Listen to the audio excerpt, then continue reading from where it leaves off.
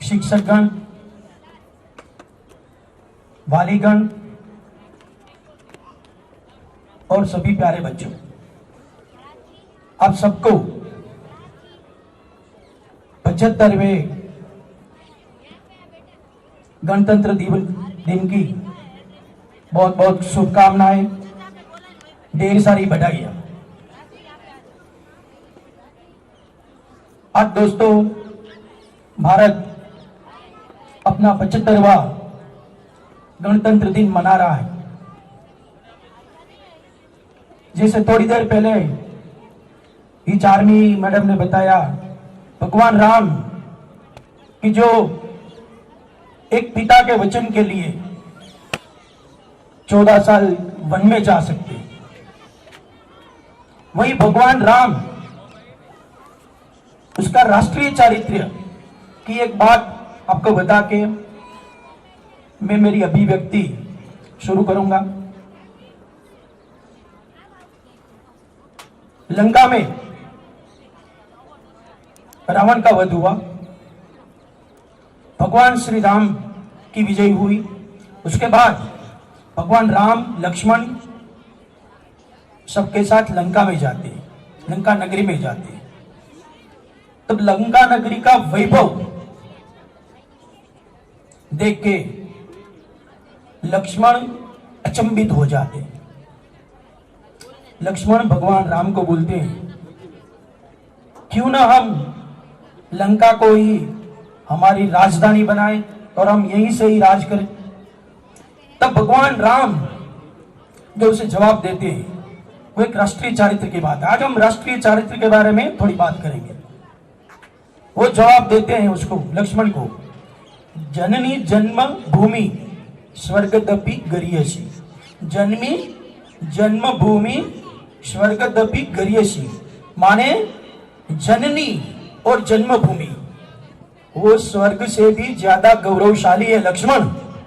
इसलिए हमें अयोध्या ही वापस जाना पड़े और विभीषण को यह राज देना पड़े। वो राष्ट्रीय चारित्र की बात थी।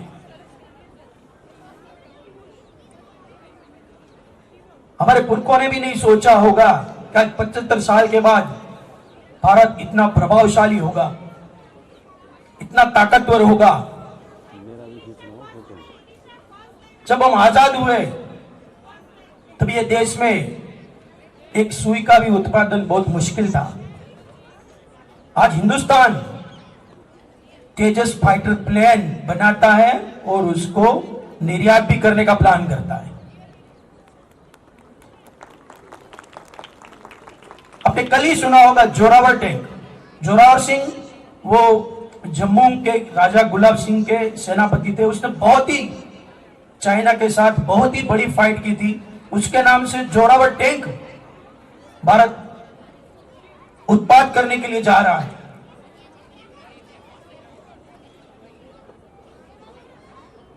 बिफोर 2 days ओनली हांगकांग को पीछे छोड़ के भारत का शेयर बाजार पूरे विश्व में चौथे नंबर पे आ गया। हम चांद की बात करें तो चांद के दक्षिण ध्रुव पे जाने की हिम्मत अमेरिका ने भी नहीं की है और हम वहां लैंड करते हैं।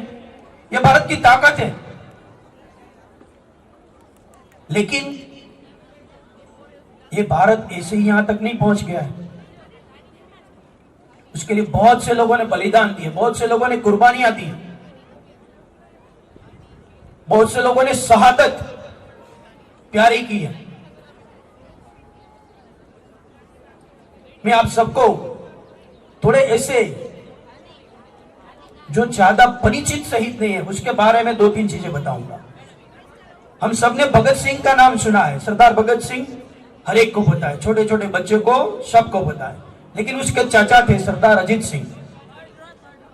सरदार अजीत सिंह 48 साल तक हिंदुस्तान से बाहर रहे थे और भारत की जो सेना थी उसको मदद करने के लिए 48 साल तक वो भारत से बाहर रहे थे।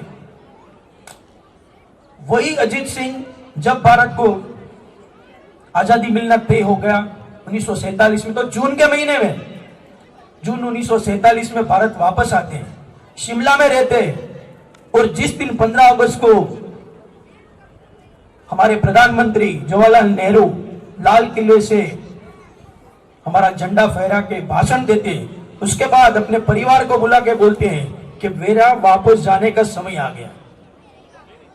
परिवार वालों को लगा कि ये विदेश वापस जाने की बात करते हैं, लेकिन उसी दिन 15 अगस्त 1947 को ही उसने अपने प्राण त्याग दिए। ऐसा व्यक्तित्व कि जो अपने प्राण को भी आजादी देखने के लिए रोक सकता है। शायद भीष्म पितामह के बाद ये दूसरा ऐसा व्यक्तित्व होगा कि जिसने काल को भी रोक के रखा कि मैं मेरे देश की आजादी देख के वापस ऊपर जाऊंगा।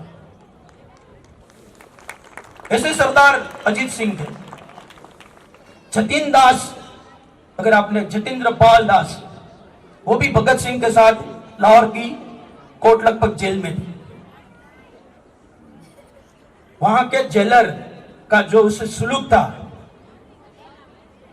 उसका विरोध करने के लिए 63 दिन 63 डेज तक उसने अनशन किए थे। अंग्रेजों ने बहुत कोशिश की उसका अनशन तोड़वाने की, अनशन नहीं तोड़े, और 63 दिन के अनशन के बाद वो शहीद हो गए। जतिन दास लाहौर से कलकत्ता तक जतिन दास के पार्थिव शरीर को ट्रेन में लेके दुर्गा देवी गई, जो कि बटुकेश्वर दत्त की वाइफ थी, वो लेके गई। हर एक स्टेशन पे हजारों लोग उमटे उसको श्रद्धांजलि देने के लिए। नेताजी सुभाष चंद्र बोस ने उसके अंतिम संस्कार किए। लेकिन ये जतिन दास को हम नहीं जानते। गुरु गोविंद सिंह के 4 बेटे शहीद हो गए, 2 लड़ाई में हो गए, 2 को औरंगजेब ने जिंदा चुनवा दिया। तो 2 बेटे जब उसको जड़ रहे थे दीवार पे, तब बड़ा बेटा जोरावर सिंह, छोटा बेटा फतेह सिंह, बड़ा बेटा रोता है जोरावर सिंह, तो फतेह सिंह उसको बोलता है छोटा कि क्यों रो रहा है भैया? बोले मैं ये धरती पे तुझसे पहले आया था, लेकिन तू मुझसे पहले जाएगा क्योंकि तू छोटा है, तू जल्दी से ये दीवार पे चुन जाएगा। तब फतेह सिंह उसको बोलती है कि हम अगले जन्म दोनों साथ में आएंगे भारत मां की रक्षा के लिए। ये गुरु गोविंद सिंह के परिवार का ये देश के प्रति सम्मान था, वो राष्ट्रीय चारित्र था। तो ऐसे राष्ट्रीय चारित्र की बात करें, इसलिए कवि प्रदीप ने कहा है, ये मेरे वतन के लोगों जरा याद करो कुर्बानी जो शहीद हुई है उनकी, जरा याद करो कुर्बानी। तुम भूल न जाओ उसको, तुम भूल न जाओ उनको, इसलिए कही ये कहानी। अब भूल नहीं जाओ, इसके लिए प्रदीप ने ये गाना लिखा, लता मंगेशकर जी ने गाया। और जब लाल किले से ये गाना लता मंगेशकर जी ने गाया, हमारे प्रधानमंत्री भी रो पड़े थे उस टाइम की, जवाहरलाल नेहरू। हम भूल न जाए उनको जो वीर थे अभिमानी, जो शहीद थे अभिमानी। इसलिए आज हम पूरे देश में सुरक्षित हैं, आजाद हैं। बाबा साहेब भीमकर अंबेडकर की बात बताई अलिफिया मैडम ने। बाबा साहेब ये जो चुनी हुई संसद थी, इलेक्टेड कॉन्स्टिट्यूंसी, वो कॉन्स्टिट्यूंसी के सदस्य के रूप में चुनाव लड़े, लेकिन हार गए महाराष्ट्र से। उसको बंगाल से फिर से जिताया गया क्योंकि उसकी अहमियत थी। और ये 1946 में हुआ। 47 में जब भारत आजाद हुआ तो जो पूर्व बंगाल था वो पाकिस्तान में चला गया। बाबा साहेब को पूछा गया कि आपको अपनी सदस्यता जारी रखनी है तो पाकिस्तान जाना पड़ेगा। बाबा साहेब ने बताया कि मैं मेरी सदस्यता छोड़ूंगा, देश नहीं छोड़ूंगा। मैं मेरी सदस्यता छोड़ूंगा, देश नहीं छोड़ूंगा। वो उसका राष्ट्रीय चारित्र था। लेकिन आज हम बोलते हैं मेरा क्या, मुझे क्या। अब्दुल कलाम यही बात बताते थे कि कानून के पास 2 चीज होती है, what I can get from it and what I can give to it. हम सब लोग यही सोचते हैं कि उसमें से मुझे क्या मिले। मुझे क्या देना है ये देश को मैं कभी नहीं सोचता हूं। हम यही सोचते हैं कि देश ने मेरे लिए क्या किया, मैंने देश के लिए क्या किया, वो तो बात ही नहीं करते। आज हर एक लोग अपनी अपनी लड़ाई लड़नी पड़ती है, हर एक लोग को। इसलिए कवि ने बहुत अच्छी बात बताई है। दोस्तों, मैं आपके 5 मिनट ज्यादा लूंगा, लेकिन आज बहुत अवसर के बाद आप सबसे रूबरू होने का मुझे भी मौका मिला है। तो कवि ने अच्छी बात तो नहीं बोल सकता हूं, लेकिन कवि ने बताया है कि उठो द्रौपदी वस्त्र संभालो, उठो द्रौपदी वस्त्र संभालो, श्याम नहीं आने वाले। उठो द्रौपदी वस्त्र संभालो, श्याम नहीं आने वाले। सीता खुद रावण को ललकारो, सीता खुद रावण को ललकारो, राम नहीं आने वाले। आज की परिस्थिति क्या है कि अगर आपके यहां कोई प्रॉब्लम है तो आपको कोई सपोर्ट करने के लिए नहीं आएगा, आपको आपकी लड़ाई लड़नी है। वो राष्ट्रीय चारित्र्य है। राष्ट्रीय चारित्र्य ये है कि जो हमने बताया कि जो गुरु गोविंद सिंह का, जो अजीत सिंह का, जो लाला लजपत राय का, जो जतिन दास का, राजकोट में भी उस समय पे स्वतंत्र सेनानी थे, उसने भी केसरे हिंद पुल उड़ाने की कोशिश की थी। अनफॉर्चुनेटली या फॉर्चुनेटली उड़ा नहीं, लेकिन Alfred school, Dharmendra Singh ji college, दानापीठ, ये सब जगह पे हमारे स्वतंत्र सेनानी ने, राजकोट में भी ब्लास्ट किए थे। राजकोट उस समय पे सौराष्ट्र का स्वतंत्र सेनानियों का एक बहुत बड़ा एपी सेंटर था। तो ये शहादत, इसलिए हम आज आपको बोलते हैं कि हमारे बच्चों में हमें राष्ट्रीय चारित्र्य लेके आना है, और ये काम शिक्षकों का है। कहीं हम भी हमारी जो फर्ज है उससे चूक रहे। जो करिकुलम बना रहे उसने कभी ये सब चीजें बताई नहीं है कि आप अपने क्लास में ये सब चीजें बच्चों को बताओ, तो किसी ने नहीं बताई। शिक्षक भी कहीं चूक जाता है, और हम वाली भी मैथ, साइंस, इतिहास में किसी का रुचि नहीं है। इतिहास मेरा प्रिय विषय, इसलिए आपको मैं बता रहा हूं कि इतिहास पढ़ना चाहिए, इतिहास समझना चाहिए, इतिहास का पृथक्करण करना चाहिए। आज जो भारत की हालत हुई, 1000 साल तक गुलाम रहे, तो ऐसे ही नहीं रहे। हमारा इतिहास बहुत ही वैभवशाली था। कवि हरिओम शरण बहुत अच्छा बताते हैं।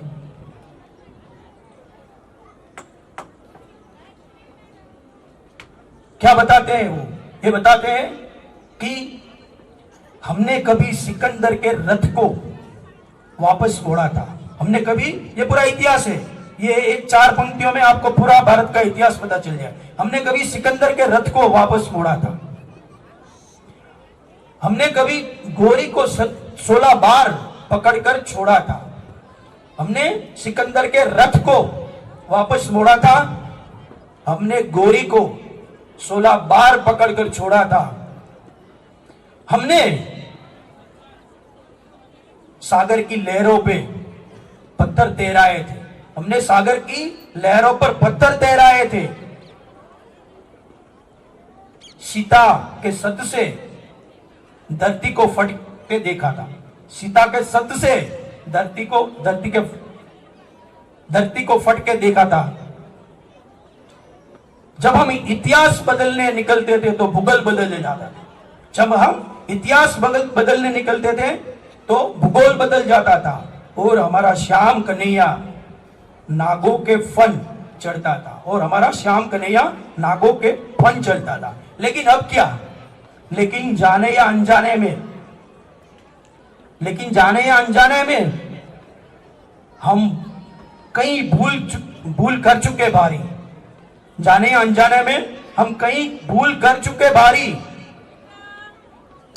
इसलिए हमने आजादी गंवाई। मोहम्मद गजनी जब सोमनाथ आया था तो एक गुजरात के राजा के प्रधान ने उसको चिट्ठी लिख के यहां बुलाया था। मोहम्मद गजनी तो पूरा हमारा जो पश्चिम उत्तर का एरिया है एशिया का, वहां से आया था। बीच में बहुत से राजा आए होंगे, लेकिन किसी ने उसको नहीं रोका। वो थोड़ी सोमनाथ का दर्शन करने के लिए आया था, और जब लुट के भी वापस गया तभी किसी ने नहीं रोका। तो हमने जाने अनजाने में कहीं भूल की बारी, इसलिए हमने आजादी गंवाई। तो ये हमारा इतिहास है। लेकिन अब सबको मैं गुजारिश करता हूं, अब सबको मैं विनती करता हूं कि अपने बच्चों में राष्ट्रीय चारित्र का निर्माण करें। राष्ट्रीय चारित्र क्या है? अभी देश के सरहद के ऊपर लड़ने जाना वो राष्ट्रीय चारित्र नहीं है, क्योंकि वहां तो 10 लाख 12 लाख सैनिक है जो हमारी रक्षा करने के लिए। लेकिन आज देशभक्ति क्या है? आज देशभक्ति की व्याख्या अलग है, उसका डेफिनेशन अलग है। आज कोई गरीब है उसको मदद करो तो राष्ट्रीय चारित्र है। आज देश में कहीं बेकारी है और आप कहीं रोजगारी का उत्पादन करो तो वो राष्ट्रीय चारित्र है। आप कहीं ट्रैफिक के रूल्स का पालन करो तो वो राष्ट्रीय चारित्र है। आप कहीं पर्यावरण की रक्षा करो तो वो राष्ट्रीय चारित्र है। वो आप कहीं पानी, बिजली, हवा का प्रदूषण कम हो उसके लिए प्रयत्न करो तो वो राष्ट्रीय चारित्र है। वो सब चीजों के लिए आपके योगदान की देश को जरूरत है, तो वो राष्ट्रीय चारित्र है। इजराइल बहुत ही छोटा देश है, अहमदाबाद से भी उसकी आधी आबादी है, लेकिन वहां के किसी प्रोफेसर को पूछा गया जिसकी 5000 पैटर्न थी, 5000 पैटर्न, उसको पूछा गया कि आप क्या करते हो, तो बोले ये लेबोरेटरी में काम करना मेरा पार्ट टाइम जॉब है, फुल टाइम तो मैं बॉर्डर पे होता हूं, साल में 7 महीना बॉर्डर पे रहता हूं और 5 ही महीना लेबोरेटरी में काम करता हूं, तो भी उसके नाम से 5000 पैटर्न थी। वो राष्ट्रीय चारित्र। तो उसी राष्ट्रीय चारित्र के लिए मैथिली शरण गुप्ता ने कहा है कि मैथिली शरण गुप्ता ने कहा है कि अगर आप देश को भूल जाते हो, अगर आपके राष्ट्रीय चारित्र को भूल जाते हो तो आप अपने अस्तित्व को मिटा दोगे। दोस्तों, आप सबको फिर से 75वें गणतंत्र दिवस की बहुत बहुत शुभकामनाएं। आज हौसला का जो इवेंट है, वो हौसला के इवेंट में करीब 700 से ज्यादा बच्चे आज स्टेज के ऊपर अलग अलग अवार्ड्स लेने के लिए आने वाले हैं। वो सभी बच्चों के लिए जोरदार तालियां। आप सबको बहुत बहुत बधाइयां। साथ में आप सब पेरेंट्स को भी बहुत बधाइयां कि आपने अपने बच्चों में कुछ ऐसी परवरिश की जो परवरिश आज आपके बच्चों को यहां तक लेके आई है। हम सब साथ में मिलके सुदृढ़ भारत, समृद्ध भारत, स्वस्थ भारत का निर्माण में हमारा योगदान दे, इसी आज के ये दिन का उपलक्ष्य हो सकता है। आप सबको फिर से ढेर सारी शुभकामनाएं। बहुत बहुत धन्यवाद। जय हिंद, जय भारत, वंदे मातरम।